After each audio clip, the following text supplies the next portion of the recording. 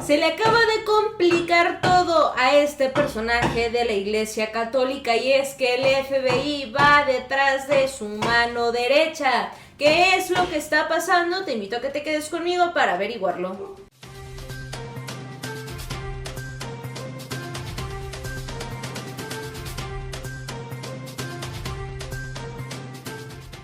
Familia, ¿cómo están? Bienvenidos a su canal. Suscríbanse y activen la campanita de las notificaciones. Compartan este video para que llegue a muchas más personas.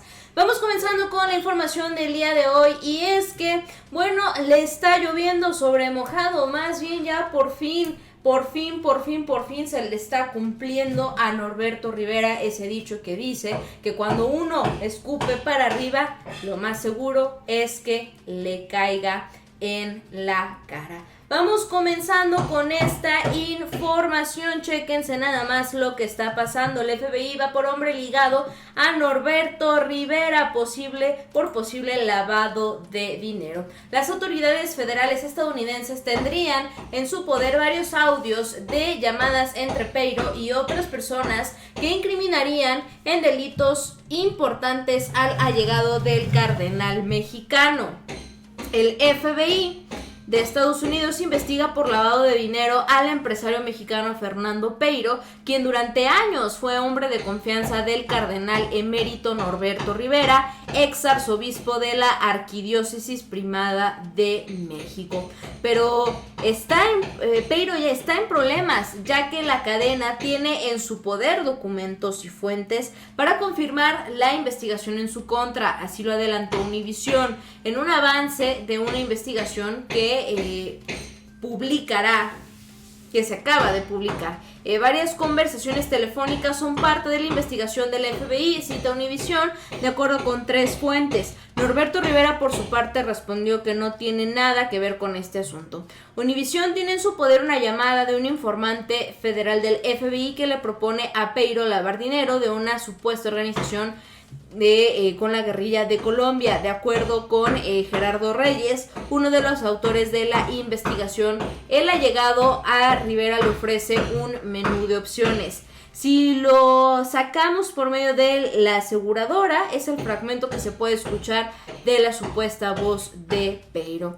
Bueno, el cardenal Rivera, nacido en 1942, renunció a su cargo al frente de la Arquidiócesis de México en 2017. Durante su gestión salieron a la luz escándalos del fundador de los Legionarios de Cristo, Marcial Maciel, acusado de delitos en contra de menores.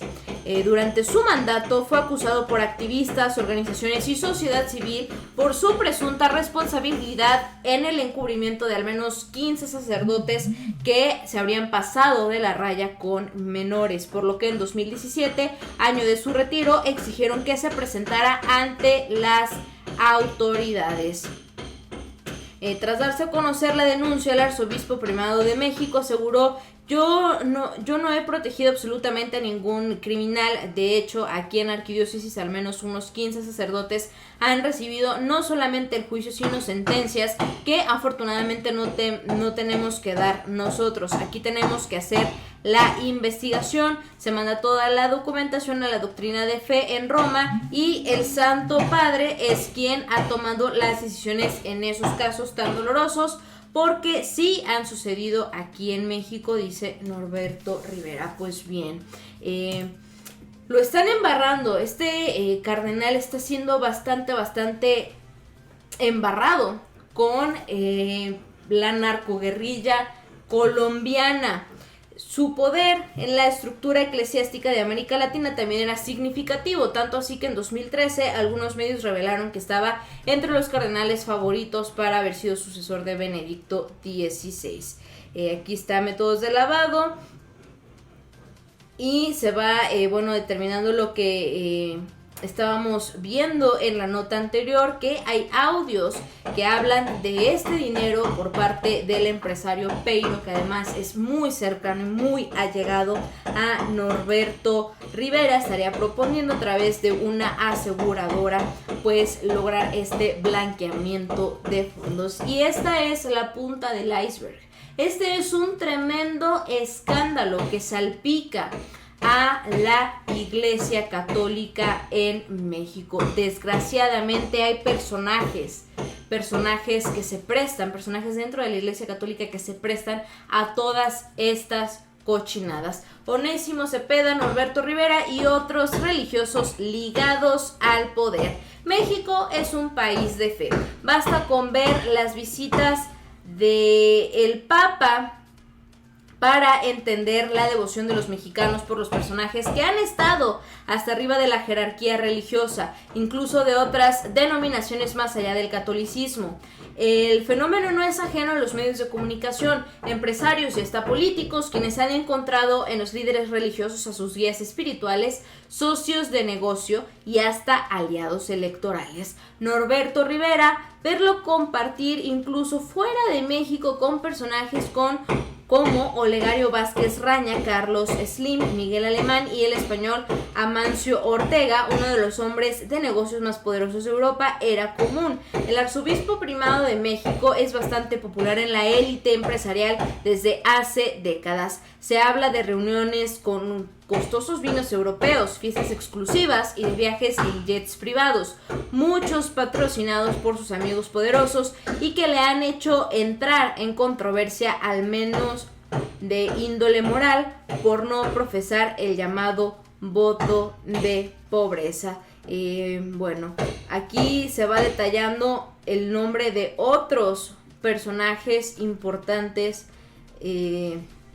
de la vida religiosa de nuestro país que han estado ligados con el poder y que se les ha ido comprobando poco a poco que pues estos nexos o esta cercanía con el poder, con empresarios, con políticos, con criminales, no ha dejado nada bueno, precisamente, no lo mejor.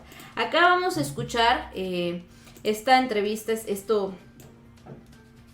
estas fuertes críticas precisamente a Norberto Rivera por haber fundado el Cártel de Roma, un grupo de personajes importantes de la Iglesia Católica de México haciendo de las suyas, cometiendo delitos en contra de menores, robando dinero, clavándose la lana del pueblo de México, blanqueando fondos, lavando dinero, etcétera, etcétera, etcétera. Vamos escuchando con mucha atención.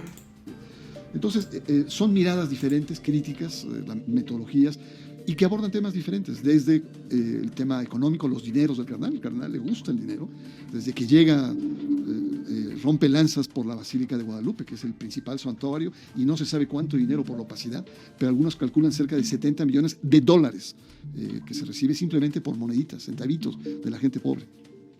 Hasta pues, la excesiva comercialización que hizo de la visita del Papa, la famosa frase de las papas del Papa, ¿no?, que se dio cuando venía Juan Pablo II. ¿Qué papas sabritas? Las papas sabritas, por supuesto. ¿Te acuerdas que en esas papas sabritas había estampitas del Papa? Entonces eran las papas del Papa. Por sabritas, ¿no? Ya. Que se armó todo un escándalo porque hubo mucha, hasta la Plaza Mariana, que también tiene sus bemoles. Si era un cardenal centavero. Entonces ahí Mónica Uribe se encarga de hacer un análisis sobre esta tendencia que tiene el cardenal. Así como ya hay muchos otros capítulos muy valiosos. Genaro Villamil, nuestro querido Genaro Villamil, experto en cuestiones de comunicación, nos habla de los escándalos y cómo el cardenal ha estado en los ojos de huracanes, ¿no? Está otro tema muy importante que es el tema de su actitud hacia la mujer. Y hay una teóloga feminista, Mariluz Rojas, que es muy severa con él.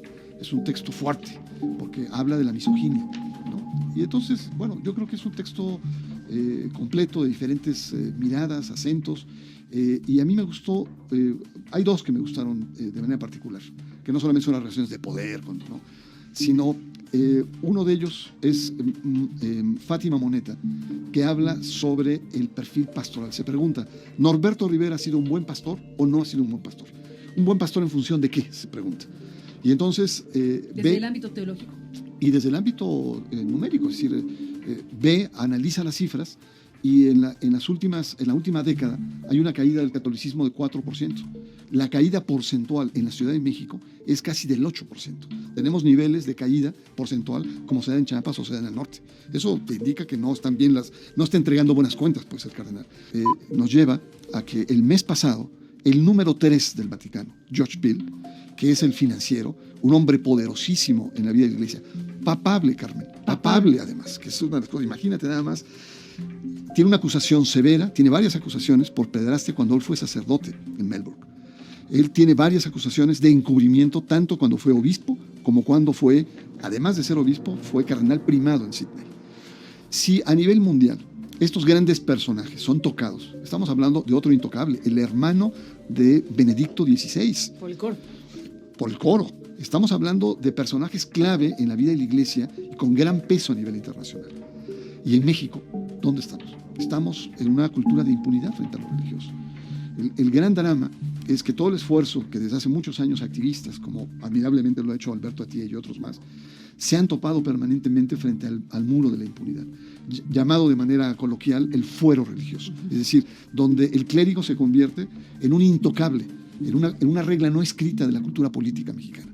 No se puede tocar todo, menos. Recordemos cuando enfrentó este juicio, cómo Gobernación frena a los abogados y no los deja entrar, los persigue a los abogados.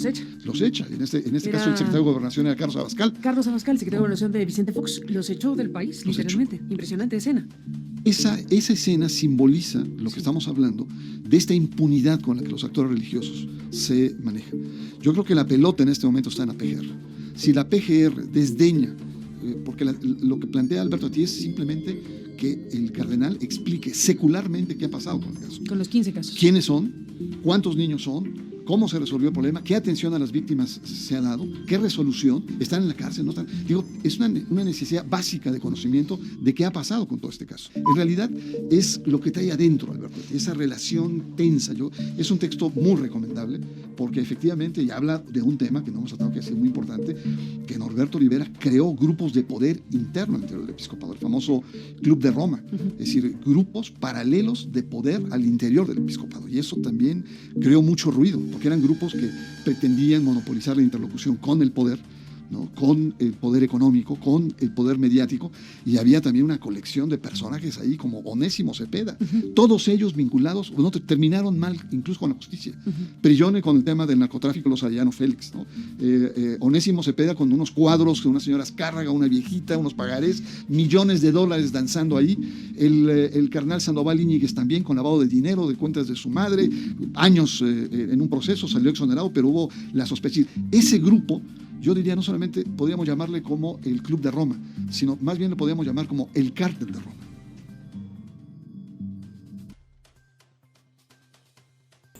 Pues aquí está como todo este desglose acerca pues de todos los casos, de toda la cola tan grande que está arrastrando Norberto Rivera. Hoy el FBI va por uno de los personajes, una de las personas más allegadas a este cardenal, y bueno, su nombre no está saliendo para nada limpio. Llegamos al final de este video, muchas gracias por acompañarnos. Yo soy Carolina García, suscríbanse y activen la campanita de las notificaciones, compartan este video para que llegue a muchas más personas. Déjenos su opinión en la caja de los comentarios y síganos también en nuestras redes sociales.